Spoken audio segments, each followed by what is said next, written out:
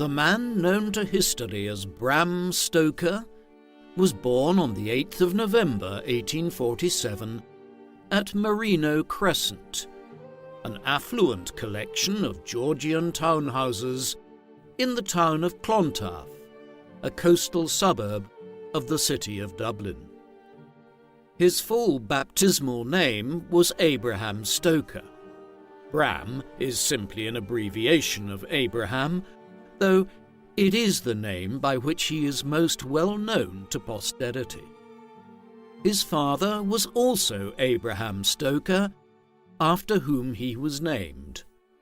Abraham Sr. worked as a clerk for the British administration in Ireland, operating out of Dublin Castle in the heart of the capital city. Stoker's mother was Charlotte Stoker, née Thornley, a woman originally from Sligo in the far west of the country. Both she and her husband were members of the Church of Ireland, the Protestant state-led church, and both the Stoker and Thornley families were members of the English colonial ascendancy in Ireland. She and Abraham had 7 children in all, of which Bram was the third. He had an older brother and sister, William and Matilda, and 4 younger siblings, Thomas, Richard, Margaret, and George. Stoker was born into a reasonably affluent family, though the Stokers were not rich by any stretch of the imagination, and the education of their 7 children would leave Abraham Sr. and Charlotte in debt. Nevertheless, their lot was better than most people in the country around them. Ireland was extremely poor in the 19th century.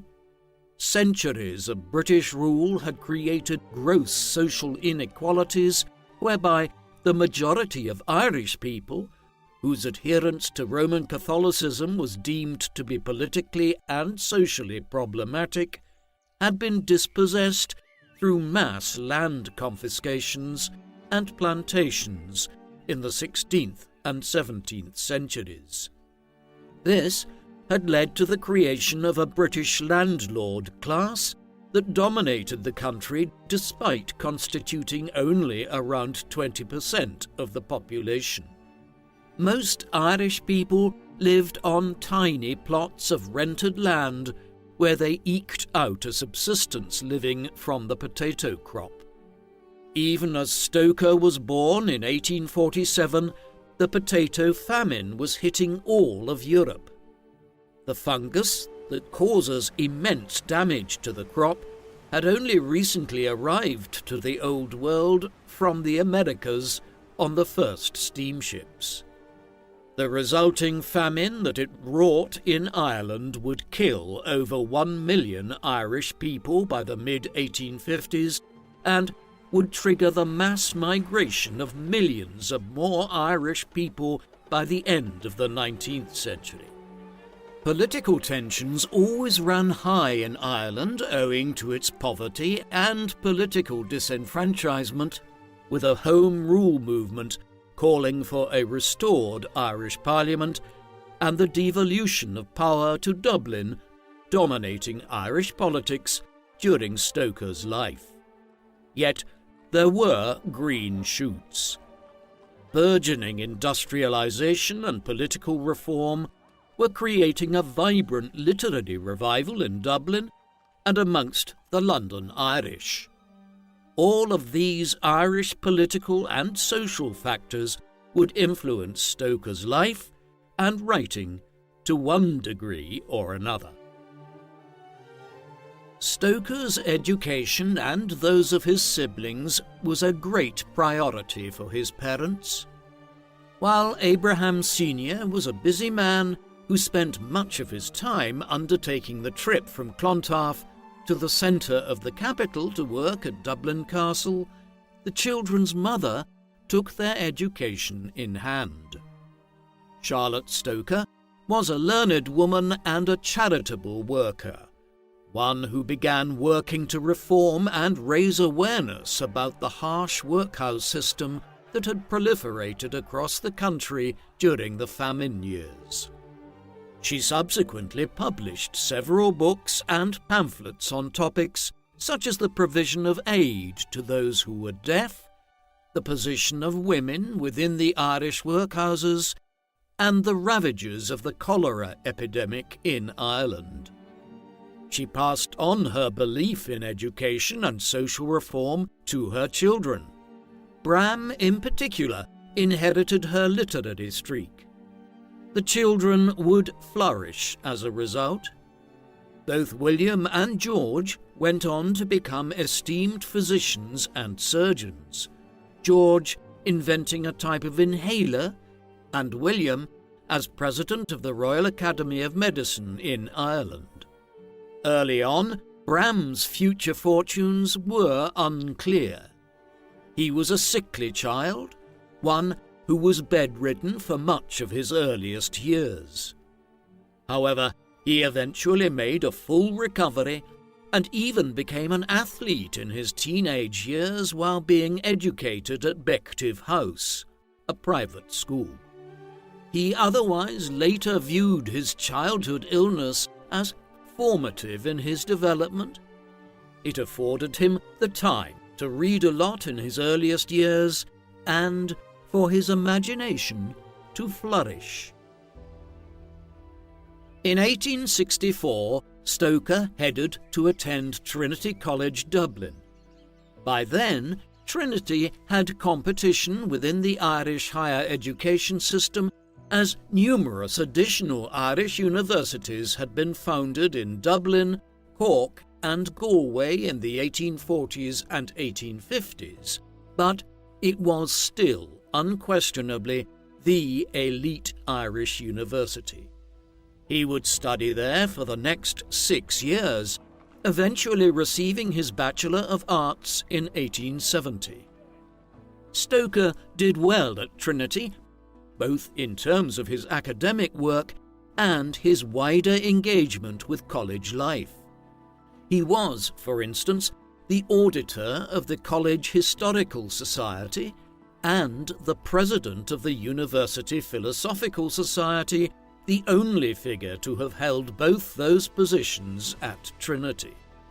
The Philosophical Society claims to be the oldest newspaper-producing student philosophical society in the world. In terms of his teachers, a guiding influence was Professor Edward Dowden, a literary critic and writer. Dowden was a young man at the time. He had been appointed to the chair of English literature at Trinity at 24 years of age in 1867. Stoker quickly became an admirer.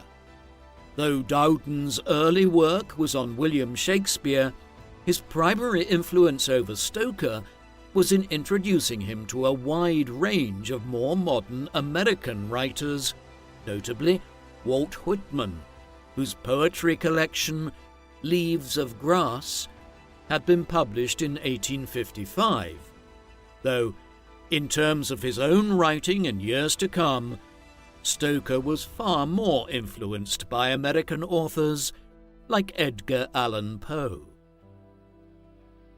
Stoker's years at Trinity overlapped with those of many key figures of the Irish literary revival. This was a period in the late 19th and early 20th centuries during which Irish culture, particularly its written culture, experienced a renaissance after a grim period in Ireland socially and culturally in the first half of the 19th century. From an international perspective, it was notable for producing such luminaries as the poet W.B. Yeats and the playwright, poet and author Oscar Wilde, while James Joyce could also be viewed as a byproduct of it on the continent. At home in Ireland, there were dozens of other writers and scholars associated with it who made major contributions to Irish scholarship from the 1870s onwards. Some of these were contemporaries of Stoker at Trinity in the 1860s. Standish O'Grady was eminent amongst these, later becoming a noted Irish historian and journalist, one who conceptualized ancient Ireland as having a culture as vital as that of Homeric Greece. Alfred Percival Graves and John Todhunter were two others. Graves was a poet and a substantial one, albeit he is overshadowed today by the success of his son Robert in the same field. Todhunter also became a notable poet.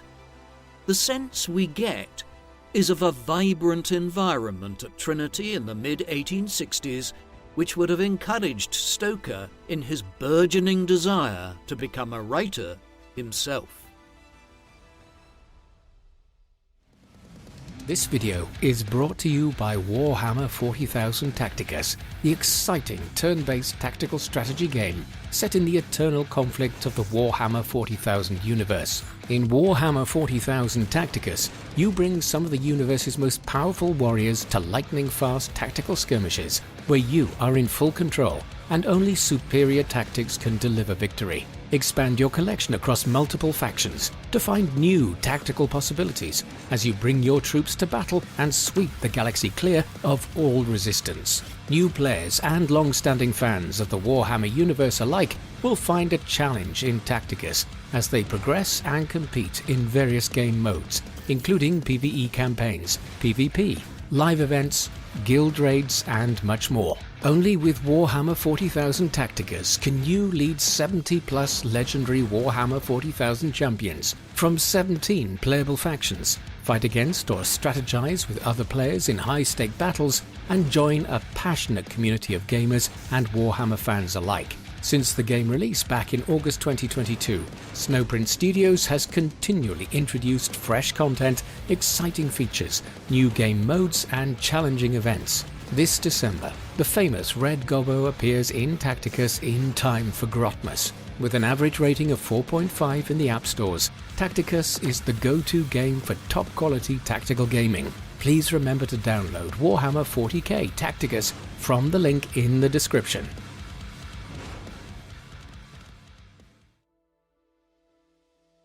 Bram followed in his father's footsteps and entered the Irish civil service. He had begun part-time work there in 1866, a development which explains why he took the unusually long time of 6 years to complete his studies for his Bachelor of Arts at Trinity. After moving through several other positions, Stoker eventually settled on a job in the courts section of the civil service, acting as an inspector. This work took him around the country inspecting the courts in the counties of Ireland and their operations before filing reports back to Dublin. It was formative insofar as this brought Stoker into contact with rural life and settings to a much greater extent than his early life in the capital had. A great proportion of his published works would later be set in rural areas, and some in parts of Ireland that he visited in the course of his work duties in the 1870s, notably his novel The Snake's Pass. In 1879, he also published a book on his experiences working in the civil service, entitled The Duties of Clerks of Petty Sessions in Ireland. Some scholars of Dracula have suggested that the methodical processes which Stoker outlined in this book would later influence the methods which are employed by Van Helsing and his allies to defeat Count Dracula in Stoker's most famous book. That said, with a title like The Duties of Clerks of Petty Sessions in Ireland, it was not an instant bestseller, though, ironically, because it remained a standard textbook on the subject for Irish law court officials for decades to come, it remained widely read into the 20th century. During these years, Bram was developing ambitions to become a writer of a different kind. He became a theatre critic with the Dublin Evening Mail, and through this connection, he became acquainted with Lady Jane Wilde. Wilde was an exceptional figure, a political and social writer who was one of the guiding lights of the Irish literary revival in Dublin in its early days. She had reputedly learned to read 10 different languages before she was 18 years old, and subsequently became a poet and a major influence on the Irish nationalist movement and numerous social issues in Ireland, much like Stoker's mother had been. Through this connection, Stoker's immersion in the Dublin literary world of the 1870s expanded, and Wilde also encouraged him in his writing.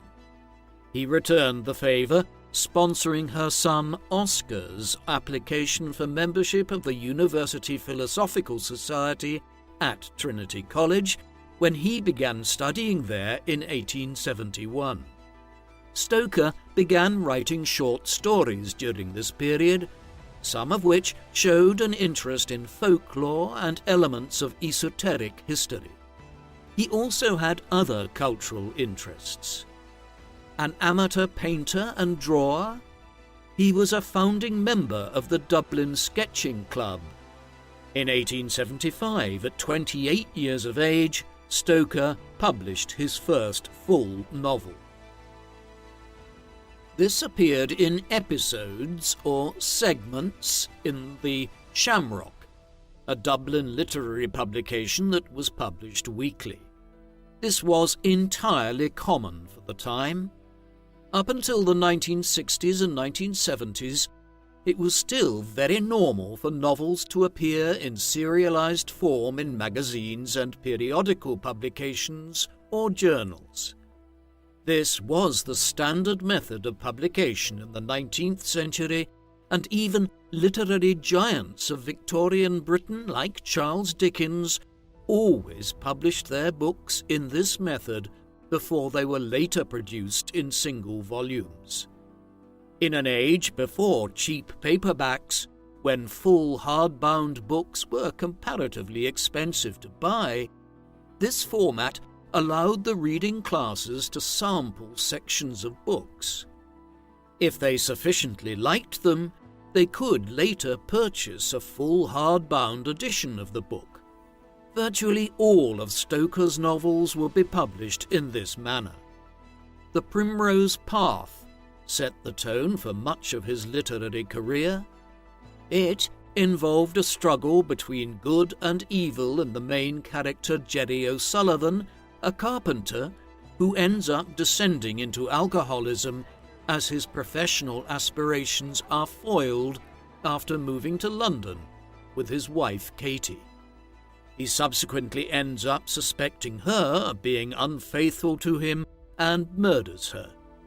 With its struggle between good and evil and themes of violence, it foreshadowed the themes of his later career, though there is only a very limited sense of horror and the supernatural of the kind that would appear so frequently in his later work.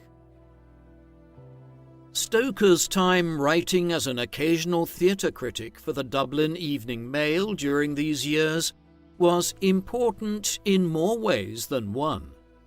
The paper was co-owned by one Sheridan Le Fanu, a veteran Irish writer of horror and ghost stories. Le Fanu is not well known today, but in his own time and for decades afterwards he was widely credited with having popularized ghost stories amongst the Victorian reading classes. He was a considerable influence on the direction of Stoker's writing style and the subjects he explored, particularly the Gothic horror novel Carmilla, which he published in 1872, shortly before his own death. This features a lesbian vampire named Carmilla, who is revealed to be Countess Karnstein as the book progresses. However, Like Stoker's Dracula, published a quarter of a century after Carmilla, the Countess is not the narrator. Instead, the protagonist is a young woman named Laura, while the book is presented in an unorthodox manner as a series of case notes compiled by a Dr. Hesselius, much as Dracula would be produced as an epistolary novel consisting of letters recounting the events surrounding Count Dracula. Anyone looking to determine what the major influences on Stoker in his composition of Dracula might have been need look no further than Le Fanu's Carmilla. Le Fanu was not the only influence on Stoker in this respect. The 19th century, more broadly, had seen the first major emergence of the genre of Gothic horror and Gothic fiction. A landmark early work in the field was Horace Walpole's The Castle of Otranto, a work published in 1764 and set in a medieval haunted castle, one featuring medieval Gothic architecture, a building style from which the genre derives its name. Mary Shelley's Frankenstein followed half a century later in 1818, a famous horror story which combined Gothic fiction with an excoriating commentary on industrialization and the ways in which Europeans of her time were attempting to gain dominance over nature through science. In the middle of the century, the American short story writer and novelist Edgar Allan Poe composed some of the greatest works of Gothic fiction ever written. His were less inclined towards the supernatural than were those of Shelley and many other predecessors, but the sense of dread and foreboding that hangs over Poe's writings would certainly influence Stoker's writing years later when he came to compose his own most famous work, Dracula.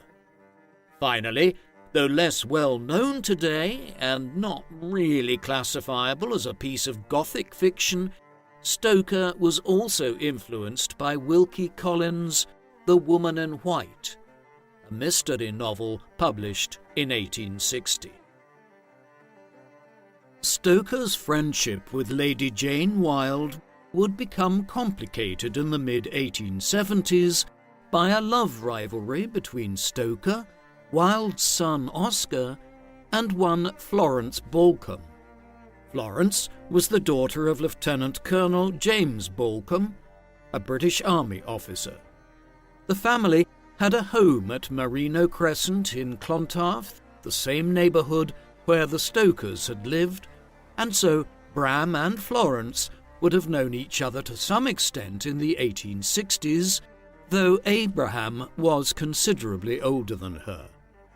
They met again in the mid-1870s, by which time Oscar Wilde was courting Florence, a noted beauty in Dublin at that time. She later rejected Wilde and accepted a proposal of marriage from Stoker, marrying him in 1878 when she was 20 and he was 30. The marriage would only result in one child, Noel, born in 1879. It led to a temporary split between Stoker and the Wildes, although this was as much owing to the Wilde family moving shortly thereafter to London, where they eked out an existence for several years, writing for various publications, Lady Wilde's husband having died in 1876, leaving them saddled with a surprising amount of debt. Stoker would later renew his acquaintance with Oscar in London, and the two evidently resumed their friendship despite the earlier rift, with Bram visiting Wilde on the continent in the late 1890s after his social fall in London had seen him serving a prison sentence between 1895 and 1897, and his voluntary exile on the continent immediately afterwards. Stoker would soon be on the way to London to establish himself there too. In 1878, based on multiple factors such as his many years of writing as a theatre critic and his connections within the Dublin literary scene and to the London Irish like the Wildes, Stoker was approached by Henry Irving with an offer to take up a position in the capital of the British Empire. Irving was one of the most acclaimed actors of his day, so much so that in 1895 he would become the first actor to be awarded a knighthood. This exceptional case was probably because, in addition to being an esteemed thespian, Irving was also a theatre manager. Beginning in the early 1870s, Irving had begun appearing in productions at the Lyceum Theatre in London, a venue that had opened all the way back in 1765 in the West End and which had served as the English Opera House for a time. For most of that era, the Lyceum was managed by Hezekiah Linthicum Bateman, but Bateman died in 1875, leaving Irving tasked with the responsibility of both starring in plays there and managing the theatre. He had no desire or time to perform both roles entirely, and so he eventually headhunted Stoker in 1878 to come to London and manage the Lyceum and its actors. The Dublin man duly agreed. Thus did he set off with Florence to the English capital. He would serve as business manager of the Lyceum for the next 20 years. Irving's mannerisms would subsequently become a partial inspiration for the character of Count Dracula. In London, Stoker became ensconced in literary circles which included some of the most prominent writers and artists of the Victorian age. Such was the centrality of the Lyceum to the culture of the capital in the Victorian era. Irving and his regular leading lady, Ellen Terry, were considered the finest leads of the London stage in the 1880s and 1890s. Those whom Stoker conversed and socialized with at the Lyceum and other venues included the romantic poet Alfred Lord Tennyson, then in the twilight of his life, and the great Irish poet and future Nobel Prize winner W.B. Yeats, then in very much the prime of his life, playwrights like George Bernard Shaw and George Moore, and other writers like Jerome K. Jerome and Anthony Hope. Perhaps the individual who Stoker knew during these years, whose work most closely paralleled Stoker's in terms of the centrality of travel and mystery to it, was Arthur Conan Doyle. The two became friends after one of Doyle's works, The Story of Waterloo, was staged at the Lyceum in 1895. Beyond these writers, Stoker also developed friendships with some of the most famous explorers of the day, such as David Livingstone and the revered American painter James McNeill Whistler, who spent much of his later life living in London.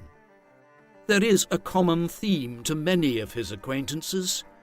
They were often not Englishmen, but travellers who had found their way to London after much wandering, a notable thing given how central travel and foreign lands would be to Stoker's many novels. Stoker had a great many responsibilities during these years, not least managing the Lyceum, as well as completing legal studies which saw him qualify as a barrister in 1890, although he never practised. He also joined the Irish Literary Society in London. Despite his commitments, he found time to write prolifically, albeit with mixed results. In 1881, he published a book of fairy tales entitled Under the Sunset. while a string of short stories appeared in different magazines and periodicals in the years that followed.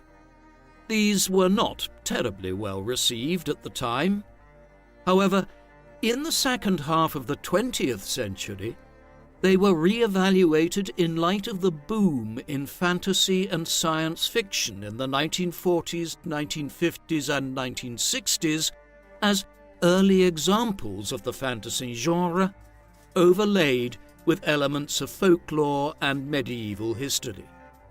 They were the major output from Stoker for the 1880s. His legal studies led to the driest period in terms of his written output of his time in London in the late 1880s. In 1890, Stoker published a novel which is viewed as a significant precursor to the composition of his most famous work, Dracula. The Snake's Pass centred on the legend of St. Patrick, the patron saint of Ireland, who had allegedly brought Christianity to the country back in the 5th century AD. Though it was not set for the most part in the early medieval period, the early stages of the book do feature St. Patrick banishing the snakes from Ireland. The king of snakes, however, survives and hides in a lake in the west of the country for many centuries. The novel then jumps forward in time to the 19th century. The main character is a man named Arthur Severn, an Englishman who is travelling through the west of Ireland and trying to increase his knowledge of the island's history and lore. After stopping for a time at one particular village, hijinks ensue involving Severn falling in love with a young woman there, one whose father has lost much of his wealth to a local moneylender. The plot then begins to revolve around the lost treasure of the King of Snakes in the shifting bog in the locality. The largest influence of the text on Dracula concerns the introduction of the concept of imperial fiction. As Severn subsequently returns to England and the narrative is taking part in various parts of the British Empire in much the same way as Dracula would later play out in various parts of the Balkans and then back in England. As he was finishing The Snake's Pass, Stoker had been asked to contribute to an experiment in collaborative Victorian writing. The project was a book entitled The Fate of Fenella. The idea was that 24 different authors would each contribute a chapter to the book, with each chapter being published every month throughout 1891 and 1892 in the pages of The Gentlewoman, a popular magazine of the time. Each author would simply take over from where the previous author had left off the previous month, with only a loose structure for the novel developed beforehand. The even-numbered chapters were composed by men, and the odd-numbered chapters by women, with each developing the story of the protagonist Fenella in their own particular way. The novel was reasonably well received, though its primary interest lay in its experimental format and approach. Stoker authored Chapter 10. Other contributors included leading literary luminaries of the day such as Arthur Conan Doyle, Helen Mathers, and Frances Eleanor Trollope. The complete novel was subsequently published as a single-volume novel in 1892. Another work which Stoker produced during these years was Gibbet Hill. The short story's place as a Bram Stoker work was completely forgotten about for 134 years, until it was recently rediscovered. In the autumn of 2024, details emerged that a reader in Ireland had come across it in the 1890 Christmas supplement of the Daily Express, Dublin. This was listed as being a work of Stoker's. This does not correspond with any previously acknowledged Stoker work, and further investigation revealed that this was a work of his that had been so obscure at the time that Stoker scholars were unaware of its existence. Gibbet Hill is another horror story, one set in and named for Gibbet Hill in Surrey in southern England. There, the main character meets a group of 3 children at the bottom of the hill below a site where a memorial had been erected in honour of a sailor who was murdered in the region. The man tells the children that the grave of the murderer is further up along the hill, and they head towards it.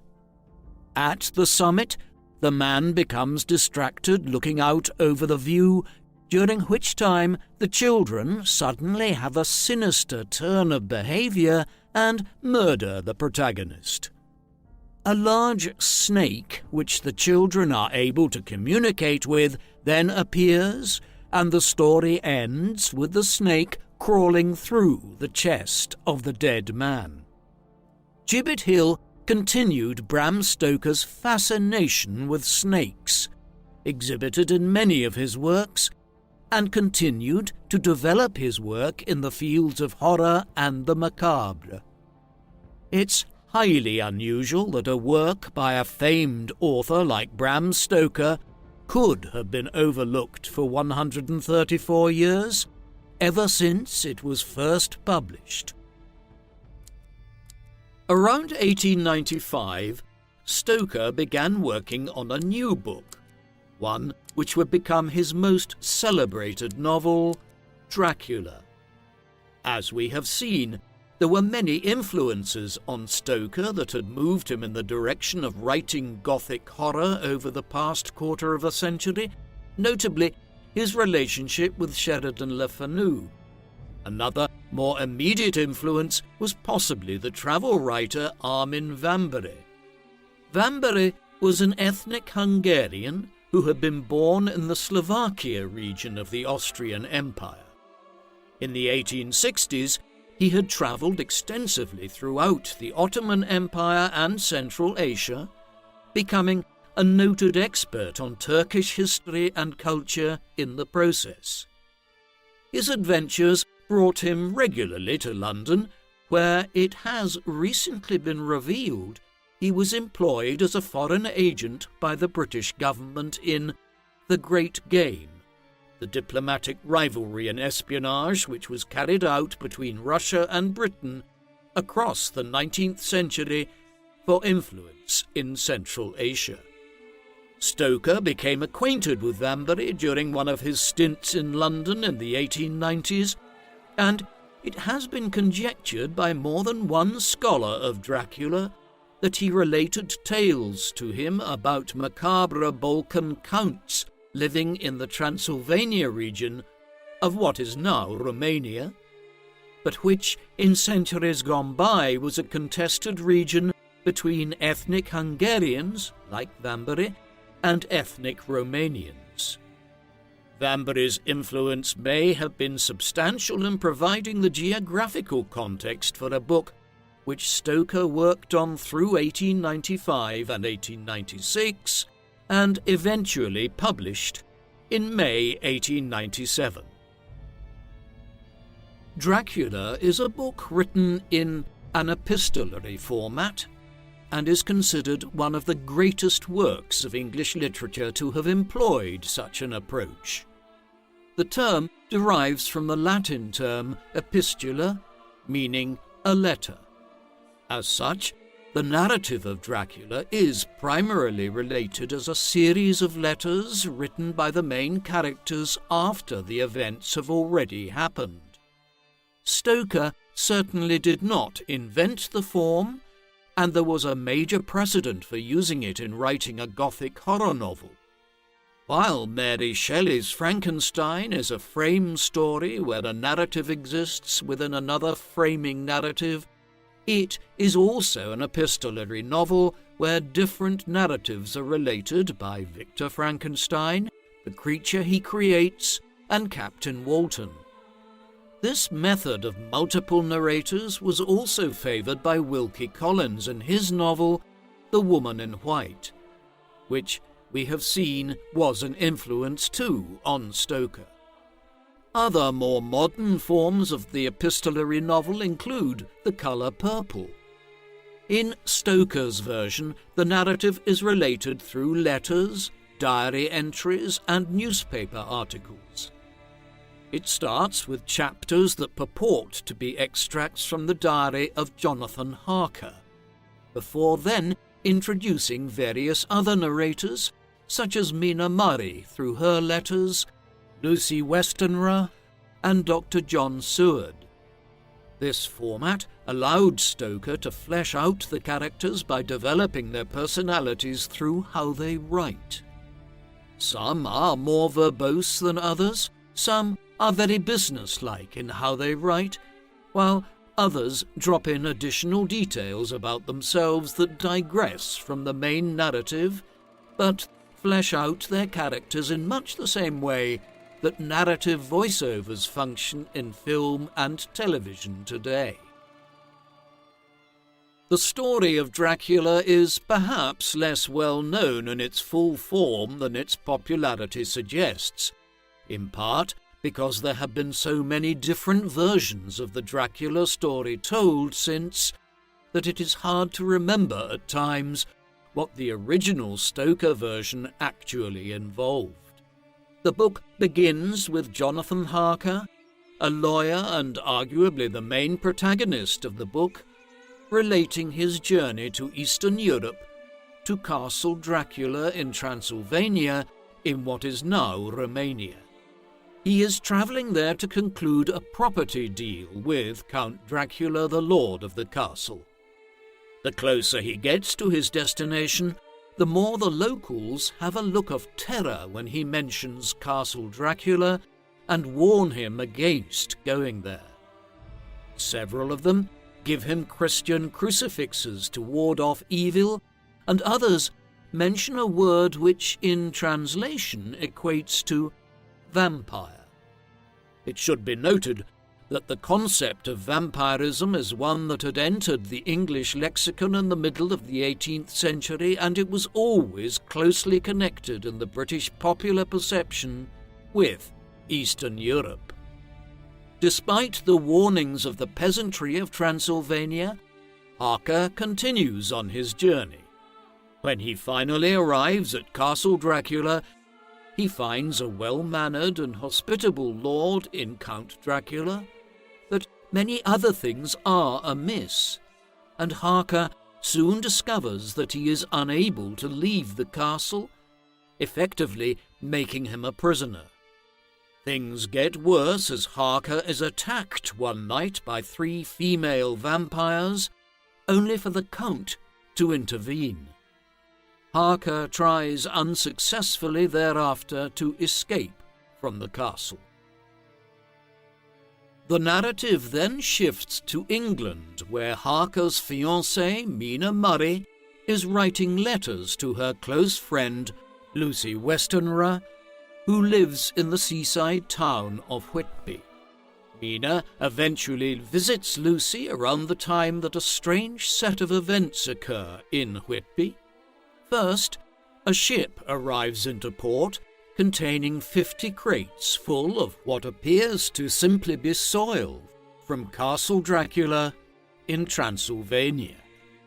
It will become clear eventually that Dracula has smuggled himself to England in the cargo in a shape-shifted form. Soon afterwards, Lucy begins sleepwalking and bite marks on her neck are discovered. At this juncture, Dr. John Seward, a suitor for Lucy's hand in marriage, calls on a friend of his, Professor Abraham Van Helsing, to come and investigate these strange events and determine what might be wrong with Lucy.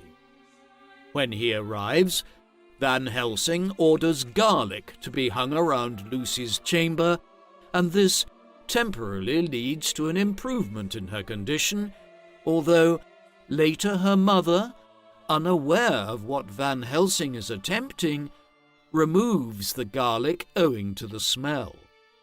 Lucy's condition deteriorates again afterwards, and despite the efforts of Seward and Van Helsing, a wolf breaks into Lucy's family home one night, attacking her and causing her mother to have a heart attack. Van Helsing states that Lucy has been transformed into a vampire, and so they must destroy her so that her soul can rest. This they duly do.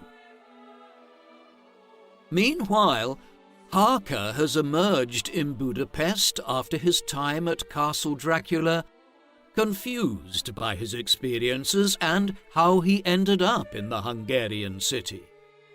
There, he is soon joined by Mina, who makes the trip to visit him. They return to England, where they are informed of everything that has happened with Lucy by Van Helsing, Seward, and several others who are working with them. On Van Helsing's advice, they have determined that they must now destroy Count Dracula once and for all. At this juncture, it is explained that Mina collects together the letters and diary entries for Van Helsing, which constitute the narrative of the book.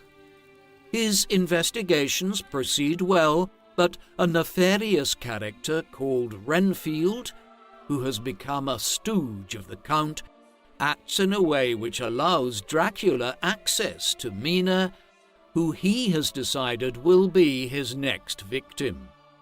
However, before he can fully realize his plans, the men track down the 50 crates of soil which arrived from Castle Dracula. They sterilize the crates, causing Dracula to flee back to Transylvania. They then pursue him to the Balkans. At Castle Dracula, the female vampires who attacked Harker early on in the novel are destroyed, while the entryways to the castle are sealed and protected with religious objects. This allows them to tighten the noose, and eventually the party catch Dracula and stab him to death. With this, the threat from the Count is resolved, and the book ends, ostensibly with a happy ending for Harker and Mina. The final passage is a note written by Mina 7 years after the events of the book, in which they are happily married with a son named Quincy, in honor of one of the hunting party that was killed in the Balkans. Ever since Dracula first appeared in print, there have been efforts to identify a historical character that Stoker was basing Count Dracula on. Unsurprisingly, given his name and the setting of much of the book in Transylvania, some have concluded that Stoker had the 15th century voivode, or Prince of Wallachia, a region near Transylvania in Romania, Vlad Dracula or Vlad III in mind.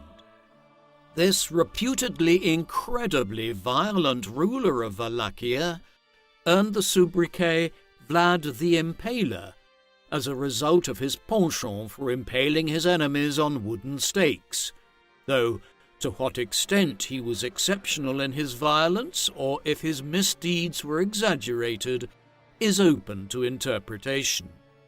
Vlad had been written about in the Anglophone world in the 1880s in a book about Transylvanian superstitions and folklore written by Emily Gerard. Yet, scholars of Dracula have cast doubt on the idea that Stoker really knew much about Vlad the Impaler and had him in mind as an inspiration for the character of the Count. In all likelihood, he simply knew of the name Dracul as being associated with the dynasty that ruled a large part of Romania in late medieval times, and applied a slight variant of it, Dracula, to his titular character as a result. More broadly, The actual character was based on a collection of characters from the Balkans in centuries gone by, with Elizabeth Bathory, a Hungarian noblewoman who, in the early 17th century, allegedly had hundreds of victims lured to her country estate before killing them, being another potential inspiration. When it was first published at the end of the 19th century, Dracula was hailed as a fairly straightforward Gothic horror and mystery story. It is only really since the middle of the 20th century that the book's more subtle themes and deeper messages have been investigated. Numerous different theories have emerged. Perhaps the most obvious is what it says about British attitudes towards the Balkans and people from the more easterly parts of Europe during a period of approximately half a century, when places like Transylvania were constantly in the newspapers owing to the disintegration of the Ottoman Empire in the Balkans, the Turks having become the so-called sick man of Europe. This was combined with the 19th century revival of interest in folklore and tales of horror, perhaps best exemplified on the continent in the works of the Grimm brothers. These parts of Europe, places like Romania, Hungary and Bulgaria, had also begun to produce the first major westward waves of migration from the Balkans seen in modern European history. For instance, in the 17th, 18th and for much of the 19th centuries, migration to the New World, Western Europe or other European colonies in India and Africa had been the virtual preserve of groups like the English, Scots, Irish, French, Dutch, Germans, Spanish, Portuguese and Italians from Western and Central Europe. Then, beginning after the revolutions which swept the continent in 1848, waves of new migration from regions like Hungary, Romania, Poland and Ukraine to the Americas or even to places like Britain began. Stoker's book possibly represented both a curiosity concerning places like Transylvania in Britain and also contemporary anxieties about the westward movement of people from these lands in Eastern Europe and the Balkans, something captured by both the strangeness of Count Dracula and Transylvania in the book and his arrival to England in the course of it. Other theories hold that the book is a veiled commentary on the political state of Stoker's native Ireland at the end of the Victorian Age. Ireland had constantly been at the forefront of the British political news at the time. This was because the Irish Parliamentary Party, which was led by Charles Stewart Parnell for many years, and which wanted Home Rule for Ireland, by re-establishing a devolved parliament in Dublin, had become the virtual kingmaker in several British parliaments, as William Gladstone's Liberals were often reliant on Irish support to have a majority at the Westminster Parliament. Stoker's book has shadowy references to Ireland, and some scholars of Dracula have argued Transylvania is basically an analogy for Ireland. Consider that Lucy Westenra's unusual surname is actually taken from the family of a leading group of British colonials in County Monaghan in Ireland, a region which Stoker visited as part of his duties as an officer of the Irish courts back in the 1870s, before he relocated to London.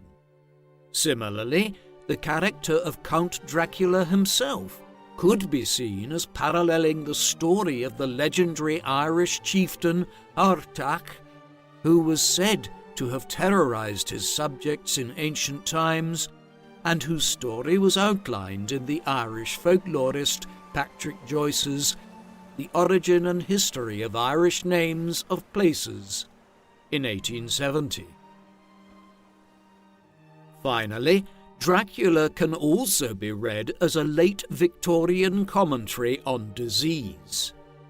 This was an era of incredible medical breakthroughs, ones which established systems of medicine and pharmacology that we all benefit from today. Yet, innovations always arouse suspicions as well, on top of which Europe had been dealing with the so-called Blue Death, waves of cholera that ravaged large cities like London between the 1830s and 1890s. All of this created anxiety around disease and bloodletting, which Dracula's blood-sucking and the fate of Lucy were reflective of. This extended to Stoker's own personal health. He suffered from syphilis, a bacterial infection which is generally transmitted sexually. His own marriage appears to have been a frigid affair, reflected perhaps in the fact that he and Florence did not have another child after their first, Noel, was born in 1879. Given this, and his close friendship with Wilde and other individuals who were known to be gay or bisexual at the time, there has been speculation that his syphilis might have been contracted through homosexual affairs, though the evidence remains inconclusive on that front.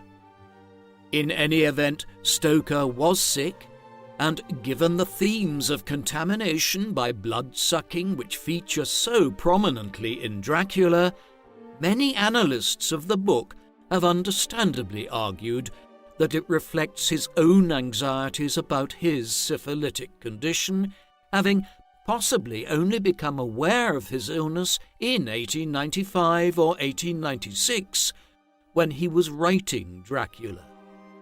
Ultimately, there are many veiled themes in the book below the surface level of a Gothic horror and mystery novel. Something completely unexpected and unprecedented happened when Dracula was published in 1897. It did well. Reviewers were complimentary about the book, praising the literary style and the excellent use of the epistolary form, as well as the sense of horror and foreboding that lies over the reader as the book develops. It was assessed by some as the best rendition of the vampire myth or story ever written, one which plugged into contemporary interest in the Balkans and Gothic horror quite well. An especially glowing appraisal described Stoker as the Edgar Allan Poe of the 1890s, while there were also inevitable allusions to Mary Shelley's Frankenstein and Wilkie Collins' The Woman in White, amongst more erudite reviewers. That said, it wasn't all positive.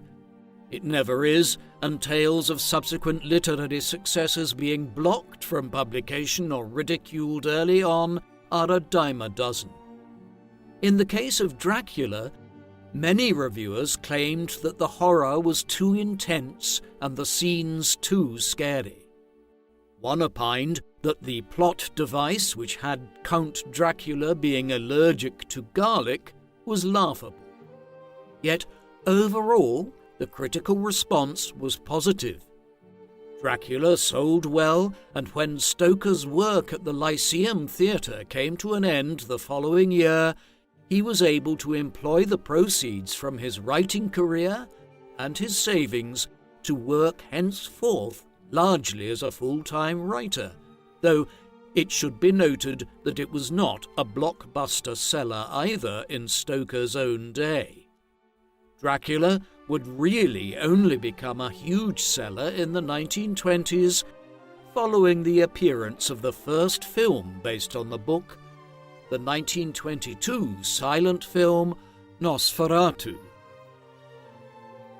In 1903, hoping to benefit from another successful horror story, Stoker published The Jewel of Seven Stars. The book centres on the character of Malcolm Ross, a barrister who is called early on in the book to the home of an Egyptologist named Abel Trelawney. There, Abel has been left incapacitated by a series of strange events. It is revealed that he is persistently waking up in the middle of the night only to be found by others in the house covered in blood. Ross has been called in to investigate. This work leads him to Eugene Corbeck, another Egyptologist that Trelawney worked with years earlier investigating the tomb of Queen Terra in Egypt. He reveals that they were placed under trance while inside a tomb by a mummy. As the plot develops, it is revealed that Queen Terra's astral body is attempting to retrieve the Jewel of Seven Stars, which Trelawney retrieved years earlier from her tomb using a mummified cat. Ross subsequently becomes convinced that Margaret Trelawney, Abel's daughter, whom Malcolm has been courting, has been infiltrated by the astral spirit of Queen Terra.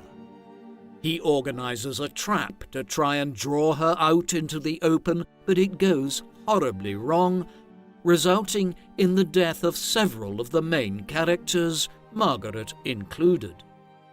The book was moderately successful on publication. Clearly, though, the ending might have been presented differently to meet the expectations of readers at the time, and when the book was reissued in 1912, it was done so with an alternative ending in which the trap is foiled, everyone survives, and Ross marries Margaret sometime later. Perhaps it was his failure to meet with similar success to that he found with Dracula in subsequent Gothic and Imperial horror books like The Jewel of Seven Stars, which led Stoker to experiment with other genres and forms in the mid to late 1900s. One example is Lady Athleen, a book published in 1908. This was a romance novel. It centered on Joy Ogilvy, the daughter of a Kentucky-based army officer. After reading the story of a dashing young Irish nobleman called Lord Athleen, she begins to spin an elaborate story in Kentucky that she had married this Lord Athleen. Word of this eventually reaches the real Lord Athleen, who has just been in a prisoner of war camp in South Africa during the Second Boer War.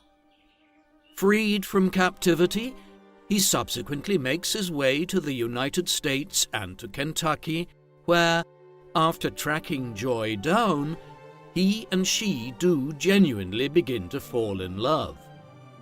The conflict then centers on the objections of Joy's father to her actually becoming Lady Athleen.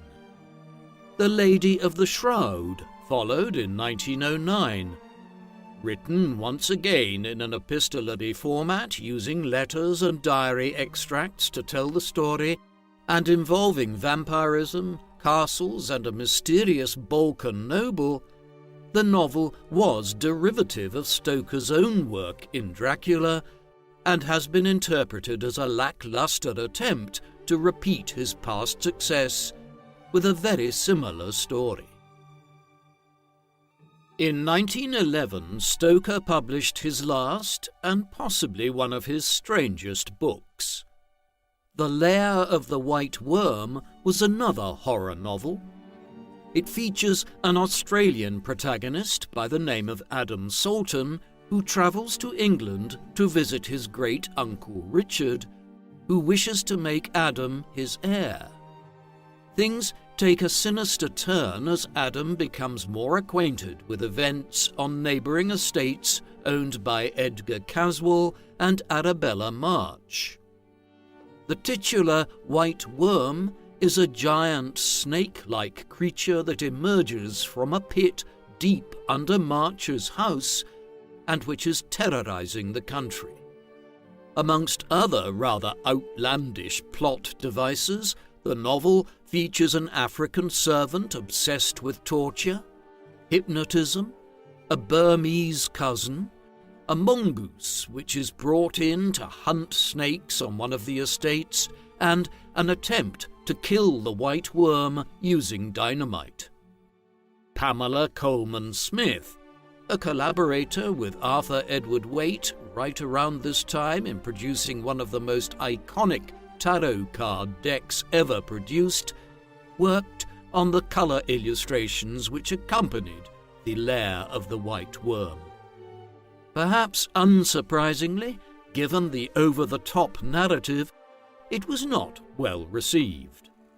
In the years that followed, many prominent writers categorized it as one of the worst horror novels ever written.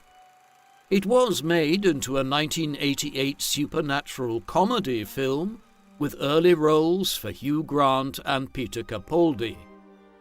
The very fact that it was readapted as a comedy points towards how slapstick and underdeveloped the novel was. The peculiar writing style and plot of The Lair of the White Worm has given rise to speculation that Stoker, who was in his mid-60s when the book was published, was not of entirely sound mind when he wrote it. Over time, syphilis leads to major psychological issues such as depression, mania, delirium, dementia, and overall cognitive decline, especially so in extreme cases.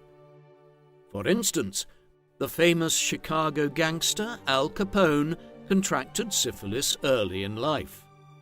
Before his 40th year, his cognitive decline had reduced him to the mental state of a child, so much so that he was given early release from prison.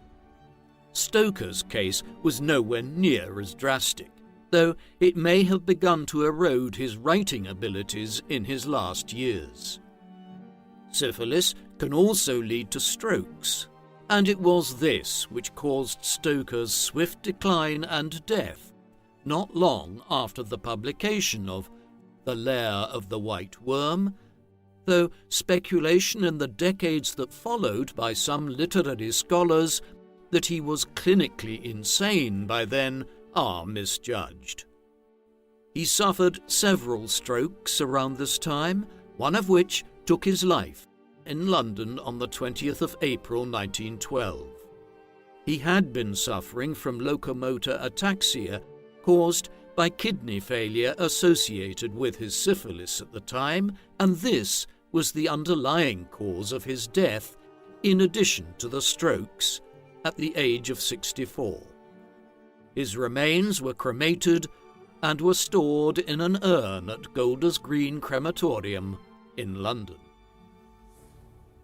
The Lair of the White Worm might have established Bram Stoker's limitations as a writer, something further attested to by the simple fact that despite producing over a dozen novels and a great volume of short stories, he is remembered for one book alone today.